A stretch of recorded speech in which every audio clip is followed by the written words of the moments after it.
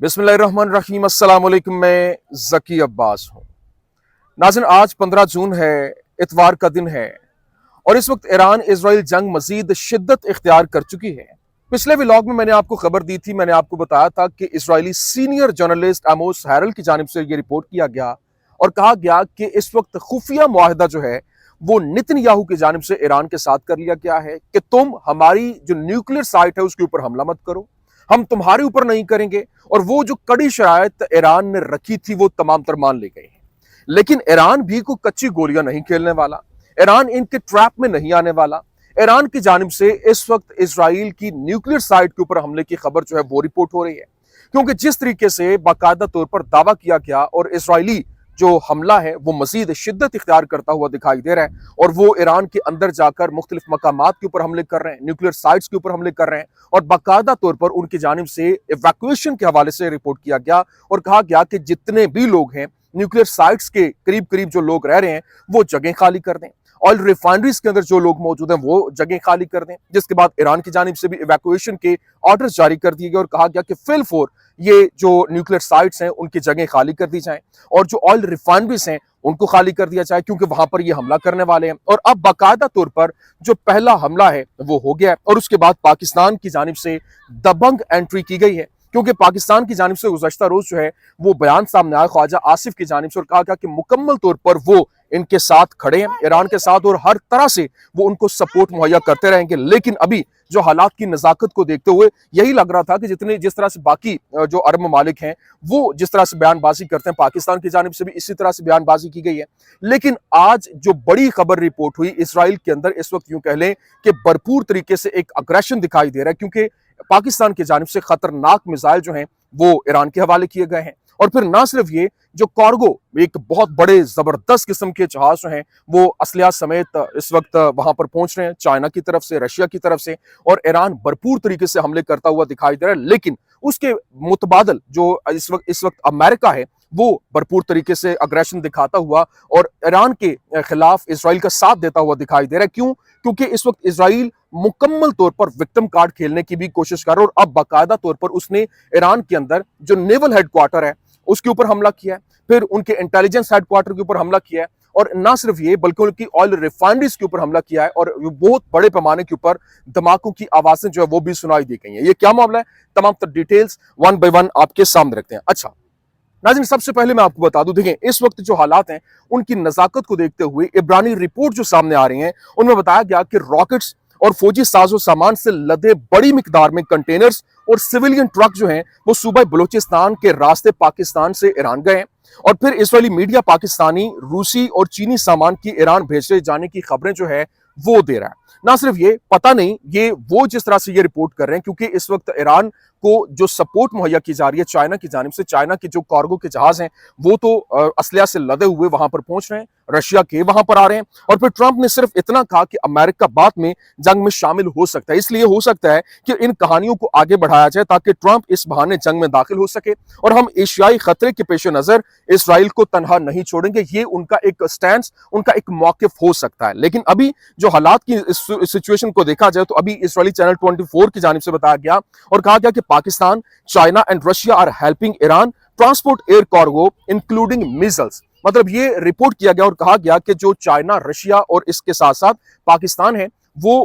असलहा के जो कार्गो हैं वो ईरान पहुंचा रहे हैं। और फिर यह भी रिपोर्ट किया गया, कहा गया कि ईरानियन मीडिया रिपोर्ट कर रहा है second Chinese military cargo plane lands at an Iranian airport. जो ईरानियन एयरपोर्ट है वहां पर जो दूसरा कार्गो जहाज है चाइना का वो वहां पर पहुंचा है। और फिर इसी को आगे मजीद बढ़ाते हुए रिपोर्ट किया गया, Israeli army spokesman reported that reserve forces are deployed on our front line on the borders with both Lebanon and Syria। जो लेबनान और सीरिया है, शाम है, वहां पर इजराइल की जानिब से अपनी फौजें तैनात की गई हैं, क्योंकि एक तरफ जहां से ईरान की जानिब से हमले किए जा रहे हैं, उसके साथ साथ दूसरी जानिब आप देखें तो पाकिस्तान को भी मालूम है और हामिद मीर जो पाकिस्तान के सीनियर जर्नलिस्ट हैं वो ये रिपोर्ट कर चुके हैं, उनकी जानिब से ये कहा गया था कि ईरान के बाद जो अगला नंबर है, अगर पाकिस्तान जो है वो इसको सपोर्ट नहीं करता तो जो इस वक्त इजराइल के प्राइम मिनिस्टर की जानिब से जो उसका पहला इंटरव्यू बड़ा वायरल हो रहा है जिसमें उसने कहा था कि अगला टारगेट जो है दूसरे नंबर पर जो पाकिस्तान होगा, तो पाकिस्तान कभी भी इस तरह से अपने आप को, अपनी सालमियत को खतरे में नहीं डालेगा और इसी वजह से वो भरपूर तरीके से एक्टिवली किरदार जो है वो अदा करता हुआ दिखाई दे रहा है। और फिर चाइना, रशिया भरपूर तरीके से वो भी साथ हैं। लेकिन अभी जो सीरिया है, सीरिया और फिर दूसरी जानिब जो लेबनान है, क्या जब यहां पर अगर फौजें तैनात की गई हैं तो यहां से हमले नहीं होंगे? लेबनान के अंदर जो हिजबुल्लाह है वो तो भरपूर तरीके से एक्टिव है और ईरान के साथ भरपूर तरीके से खड़ी दिखाई भी देती है। लेकिन अभी जो खबरें रिपोर्ट हो रही हैं ईरान की जानिब से, बाकायदा तौर पर ईरानियन लॉ मेकर जो हैं उन्होंने ये कॉल दे दी है कि वो जो एनपीटी है उससे जो है वो इनखला करने जा रहे हैं, उससे बिल्कुल वो बाहर निकलने जा रहे हैं, जो नॉन प्रोफिलेशन जो है उसके हवाले से। क्योंकि जिस तरह से नॉर्थ कोरिया 3 साल के बाद एक एटमी ताकत बन चुका था, ईरान इस वक्त बहुत एडवांस है और ये कहा जा रहा है कि with in weeks, with in days वो एक एटमी ताकत जो है वो बन जाएगा और इस हवाले से वो एटमी जो धमाके है वो कर सकता है, जिसको लेकर अमेरिका की जानिब से, जिसको लेकर जो दुनिया भर के अंदर एक बहुत ज्यादा परेशानी का बायस बनते हुए वो दिखाई दे रहे हैं। लेकिन यहां पर सिचुएशन टोटल 180 डिग्री के ऊपर तब्दील होती हुई दिखाई दे रही है। क्योंकि अगर हालात इसी तरह से रहे तो इस वक्त ईरान को भी मालूम है कि वो उसकी सालमियत का मामला है, अगर इसी तरह से मामला चलते रहे तो ईरान की सालमियत खतरे में पड़ जाएगी। इसराइल क्योंकि न्यूक्लियर फैसिलिटीज के साथ साथ आगे बढ़ता हुआ दिखाई दे रहा है और वो अमेरिका के शेल्टर के अंदर रहते हुए आगे बढ़ता दिखाई दे रहा है। लेकिन अभी पेंटागन जो है उसकी जानिब से रिपोर्ट किया गया और बताया गया कि pentagon split over Israel military add exposes foreign policy rift. जो उनका फॉरेन पॉलिसी रिफ्ट है वो आता हुआ दिखाई दे रहा है, क्योंकि जो पेंटागन है वो जो अमेरिकन प्रेसिडेंट है उसके खिलाफ होते हुए दिखाई दे रहे हैं। क्योंकि वो अमन की बात कर रहा था, वो जंगें खत्म करने की बात कर रहा था, लेकिन अब आके वो इसी तरह से इसराइल के साथ जंग में जाता हुआ भी दिखाई दे रहा है। जिस तरह से उसने बाकायदा ईरान के जहाजों को, ईरान के मिसाइल्स को, ईरान के ड्रोन्स को रोकते हुए अपना किरदार अदा किया, तो यहां पर उसकी जानिब से पूरे का पूरा खेल बिगाड़ते हुए यहां पर मिडिल ईस्ट के अंदर अगर ये जंग छिड़ती है, ये चाइना मुकम्मल तौर पर उसका शिकार होता हुआ दिखाई दे रहा है। और अगर ये जंग चाइना तक जाती है तो चाइना की सुपर पावर, जो उभरता हुआ सुपर पावर है, उसके लिए खतरा बन जाएगा।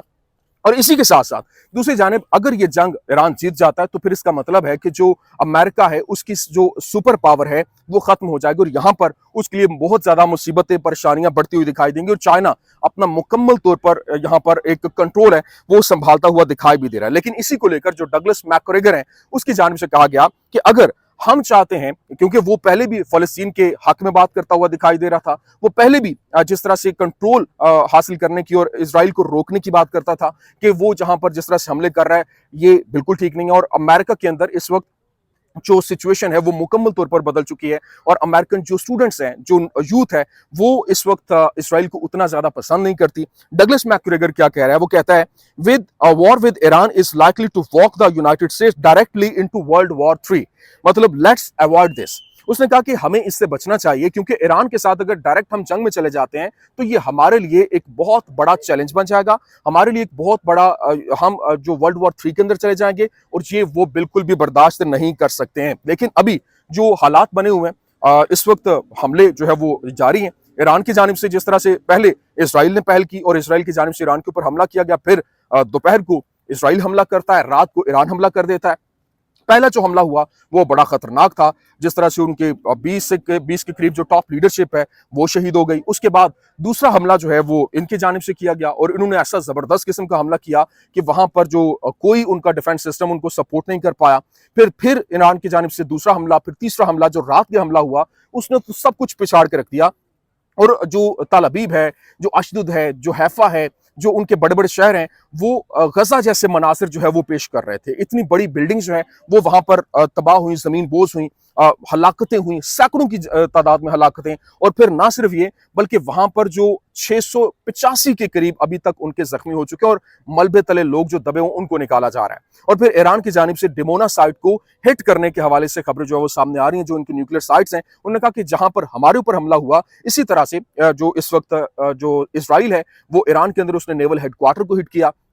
फिर इंटेलिजेंस हेडक्वार्टर को हिट किया, फिर इसके साथ साथ तो मुख्तलिफ मकामात के ऊपर उनके जो ऑयल रिफाइनरीज हैं वहां पर धमाके हुए। तो ये सिचुएशन बहुत तेजी के साथ पलटती हुई तब्दील होती हुई दिखाई दे रही है। लेकिन यहाँ पर फिर कार बॉम्ब्स धमाकों से जो है वो ब्लास्ट हुई तेहरान के अंदर, और तकरीबन 5 से 7 कारों के अंदर, और इसी तरह से वहां पर जो उनकी अहम तरीन लीडरशिप है उसको निशाना बनाने की ये कोशिशें की जा रही हैं कि किसी तरीके से इनको जो है वो हिट किया जाए। और अभी बाकायदा तौर पर जो ईरानी सुप्रीम लीडर है आयतुल्ला अली खामनाई, उनको रास्ते से हटाने की कोशिशें की जा रही हैं, क्योंकि आयतुल्ला अली खामनाई जो है वो ये नहीं है कि कोई मतलब उनके सुप्रीम लीडर ऐसे ही बन गए, वो प्रेसिडेंट रह चुके हैं। इराक वॉर जब हुई थी उसमें उनका एक अहम तरीन किरदार था, वो प्रेसिडेंट उस वक्त थे, और उनकी जो स्ट्रेटेजी थी वो बड़ी जबरदस्त कामयाब रही थी। और अभी भी जिस तरीके से उनके एग्रेशन की वजह से इसराइल में पूरे का पूरा मंजरनामा तब्दील हो चुका है, हालात बदल चुके हैं, सिचुएशन बदल चुकी है, और जो ताकत का तवाजन है वो तब्दील हो चुका है। मिडल ईस्ट के अंदर जो कैपेसिटी जो इस वक्त ईरान ने अपनी शो करवाई, पावर जो शो करवाई है,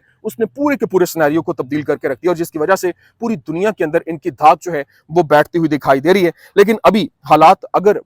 इसी तरह से रहते हैं तो वर्ल्ड वॉर 3 यूं कह लें कि ऑन द वर्ज है। और इसके साथ साथ अभी जो ट्रंप है वो दोबारा से नेगोशिएशन की बात कर रहा है, और वो ये कहता हुआ दिखाई दे रहा है कि मैं इसराइल को भी और ईरान को भी टेबल के ऊपर लाने की बात कर रहा हूं कि आप बैठें और इस मसले का हल किया जाए, डायलॉग किया जाए, क्योंकि ईरान पहले भी हमारे साथ डायलॉग कर रहा था, अब भी डायलॉग के लिए तैयार है। और अगर डायलॉग नहीं होते तो ये हालात बहुत ज्यादा मुश्किल हो जाएंगे, जिनको कंट्रोल करना एक बहुत बड़ा चैलेंज बन जाएगा। तो इस वजह से क्योंकि पहले भी ट्रंप के हवाले से यही कहा जा रहा है, क्योंकि एक तरफ वो डायलॉग की बात करता है, साथ ही वो धमकी दे देता है कि हम इस जंग के अंदर कूदने जा रहे हैं। तो ये ऐसी चीजें हैं जो कि आइंदा आने वाले दिनों में पूरे का पूरा मंजरनामा तब्दील कर देंगी, क्योंकि जिस तरह से वो गिरगिट का रंग में तब्दील होता हुआ दिखाई दे रहा है, और इसी तरह से एक दफा बात और करता है, दूसरी तरफ बात और कर देता है, तो ये सिनेरियो बहुत तेजी के साथ बदल रहा है। और इसी तरह से अगर ये चलता रहता है तो फिर तो यूं कह लें कि वर्ल्ड वॉर 3 जो है, यूं कह लें कि उसका आगाज हो चुका है, और अंजाम जो है वो मिडल ईस्ट से शुरू होते हुए पूरी दुनिया तक इसके नताज जो है वो जाएंगे। इसी हवाले से जो भी लेटेस्ट अपडेट्स आएंगे वो इंशाल्लाह आपके सामने रखेंगे। उम्मीद करते हैं वीडियो आपको पसंद आई होगी। पसंद आने की सूरत में लाइक कीजिए, शेयर कीजिए, और हमारे चैनल को सब्सक्राइब करना मत भूलिएगा। शुक्रिया।